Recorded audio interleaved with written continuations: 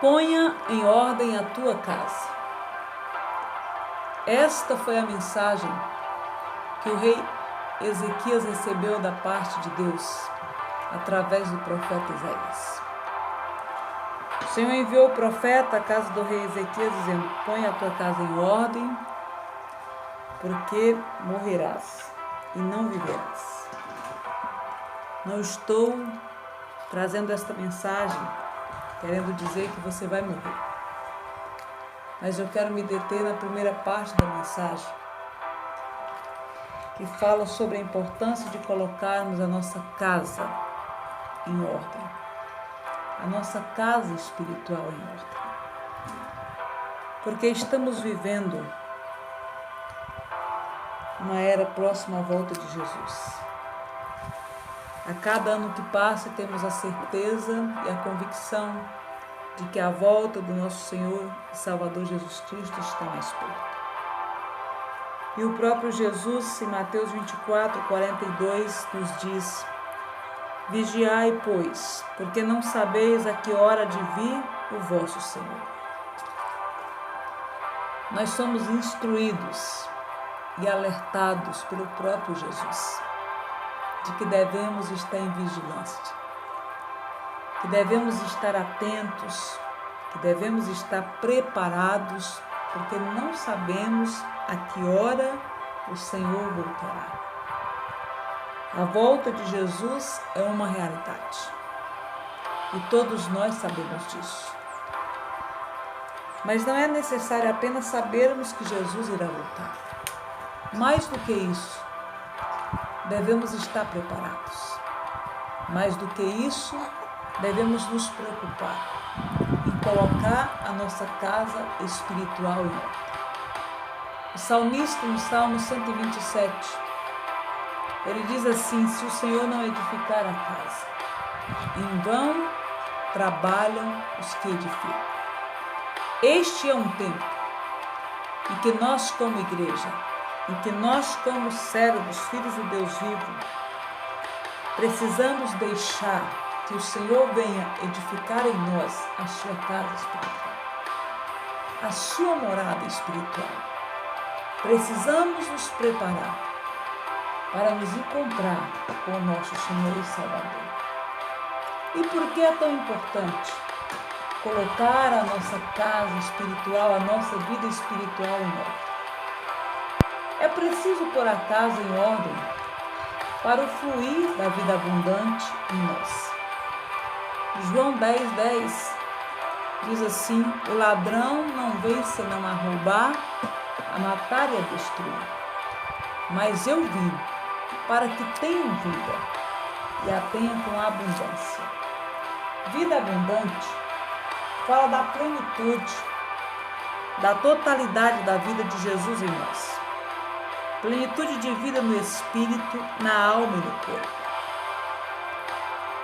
É necessário colocarmos a nossa casa espiritual em ordem, para que possamos desfrutar da vida abundante que Jesus conquistou para nós nesta terra. E para que quando Ele retornar, estejamos preparados para subir aos céus com Ele. Louvado seja o nome do Senhor. E quando nós observamos a palavra do Senhor, se observarmos o livro dos princípios, o livro dos começos, o livro de Gênesis, nós vamos observar o princípio de colocar a casa em ordem. Pois o Senhor, Ele não gera vida no caos. Primeiro o Senhor põe ordem no caos para gerar a vida. E é isso que nós podemos observar quando lemos Gênesis capítulo 1. A Bíblia diz que no princípio Deus criou os céus e a terra era sem forma e vazia, e havia trevas sobre a face do abismo, e o Espírito de Deus se movia sobre a face das águas. Apesar de Deus já ter criado os céus e a terra, porém não havia vida. A Bíblia diz que a terra estava sem forma e vazia. e que havia trevas sobre a face do abismo. O Espírito de Deus movia sobre a face das águas, mas não existia vida. E se nós continuarmos lendo e observando a palavra, nós vamos observar uma sequência de fatos. E nós observamos que dos 3 primeiros dias da criação, o Senhor trabalha em primeiro lugar colocando ordem no caos. No primeiro dia, o Senhor cria a luz, faz separação entre as trevas e a luz, estabelecendo o dia e a noite. Mas nenhuma vida é gerada. No segundo dia, o Senhor faz separação das águas que estão acima da expansão e abaixo da expansão. E declara a criação dos céus. A expansão ele dá o nome de céus.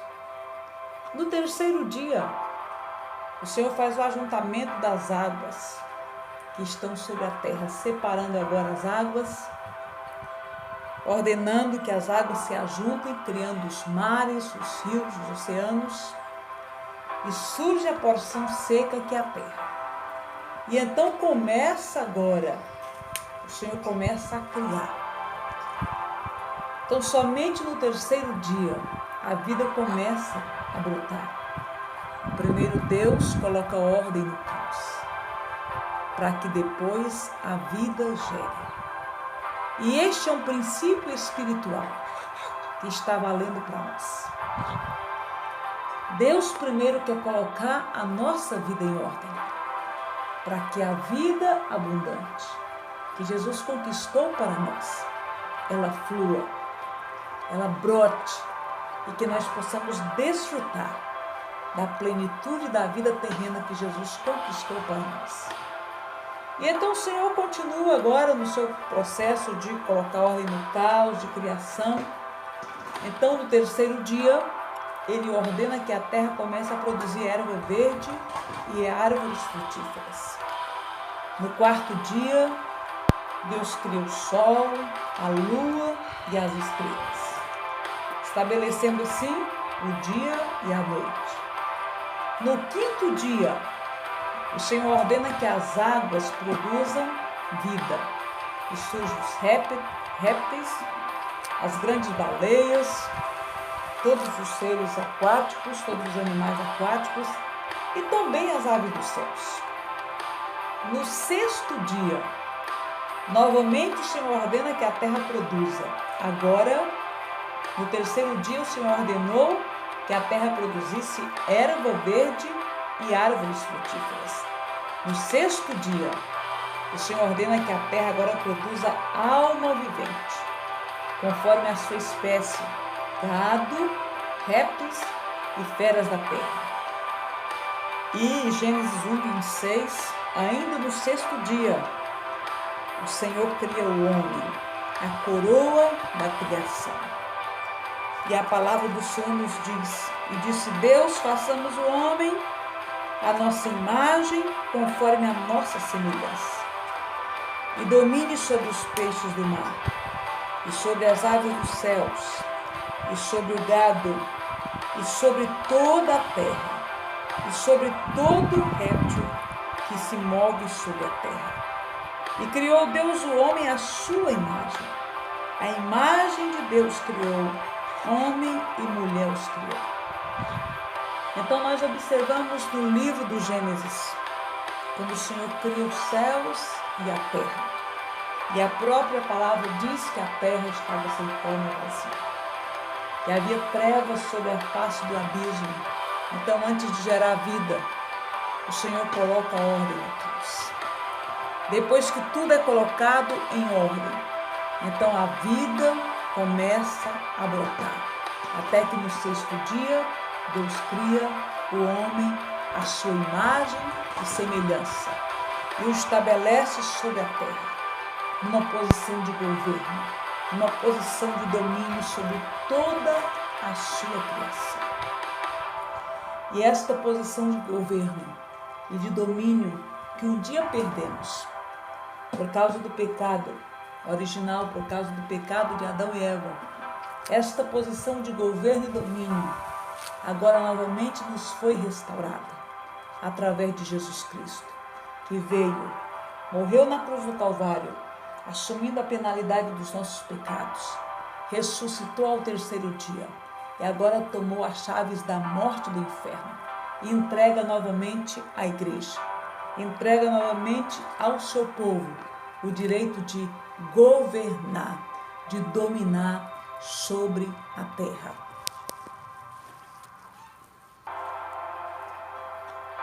E agora que novamente o domínio foi nos dado através de Jesus Cristo.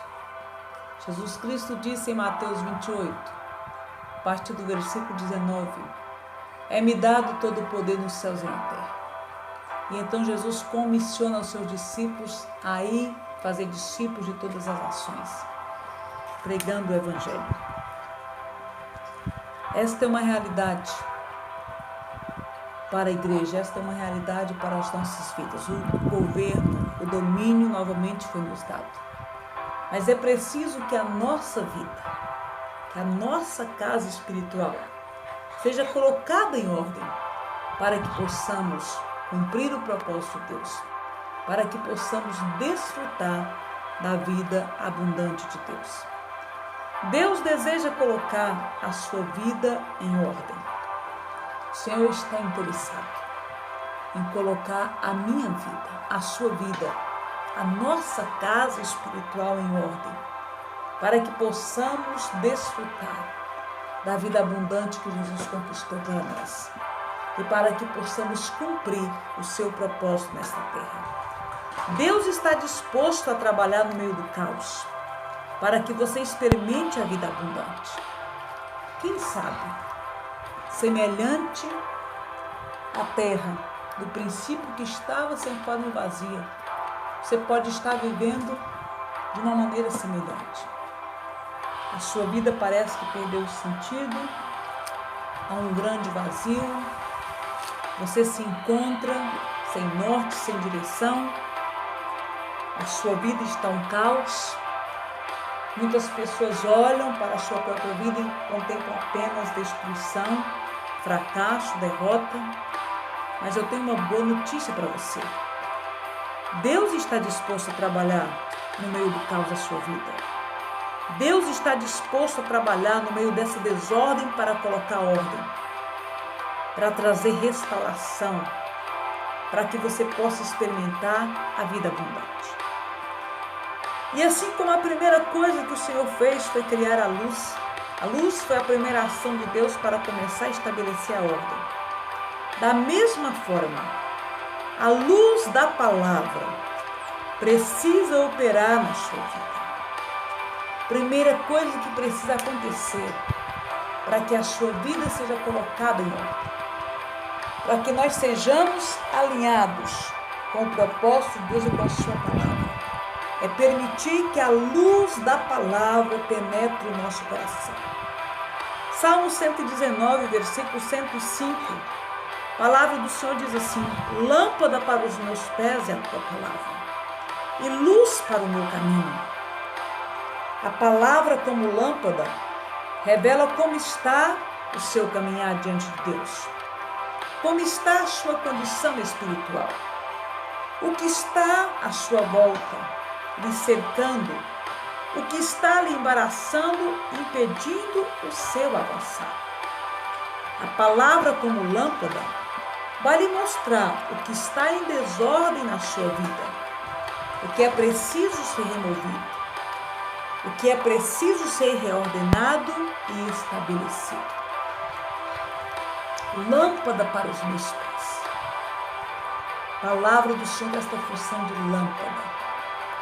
Quando estamos debaixo da luz de uma lâmpada, nós temos o conhecimento de como estamos, de onde estamos, de qual é a nossa condição, do que nos cerca, o que está à nossa volta, o que é preciso ser reordenado, o que é preciso ser removido, o que é preciso ser estabelecido.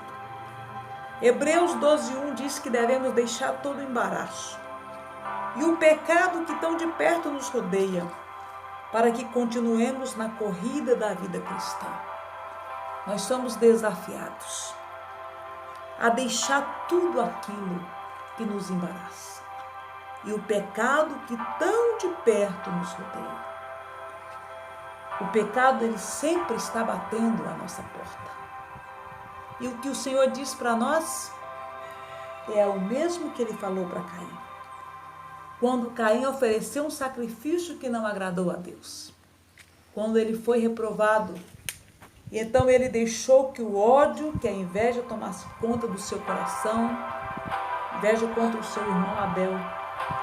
E então ele decide no seu coração assassinar o seu irmão.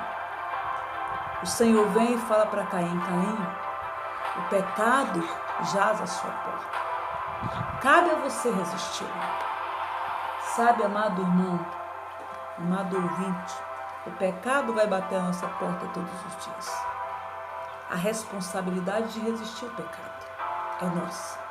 Mas se estivermos debaixo da lâmpada da palavra de Deus, nós iremos resistir ao pecado. Nós iremos dizer não para o pecado, para que continuemos na corrida da vida cristã. Agora, a palavra como luz. A palavra como luz, em primeiro lugar, ela vai dissipar as trevas que estão em sua volta. Quando a palavra penetra no nosso coração, quando a palavra de Deus alcança o nosso espírito, as trevas que estão dominando a nossa vida, elas não podem permanecer. Não há comunhão entre luz e trevas.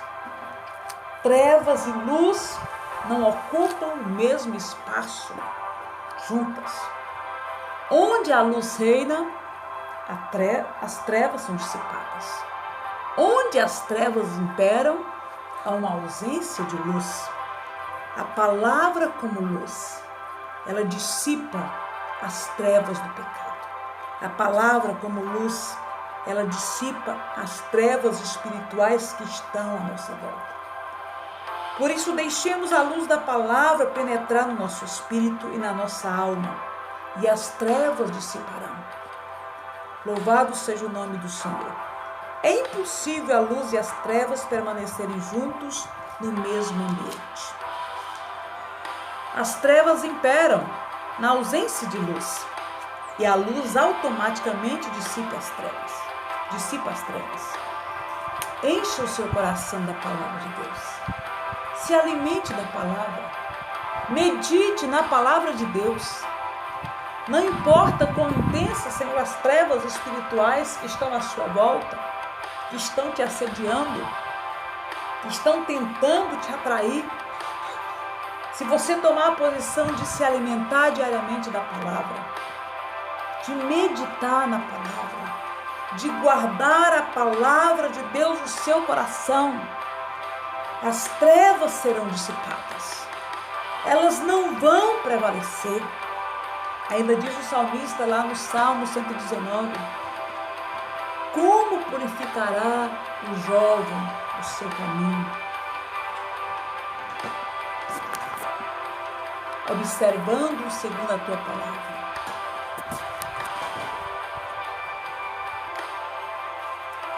O salmista no Salmo 119, versículo 9 diz: com que purificará o jovem o seu caminho?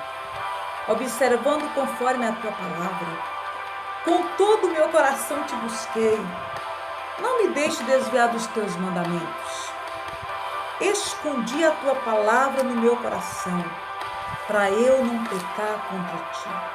Aleluias. Quão poderosa é a luz da palavra de Deus. Se você está precisando de purificação na sua vida e no seu coração, observe a sua vida conforme a palavra de Deus e você vai receber purificação. Busque o Senhor de todo o seu coração e você não vai se desviar dos mandamentos do Senhor.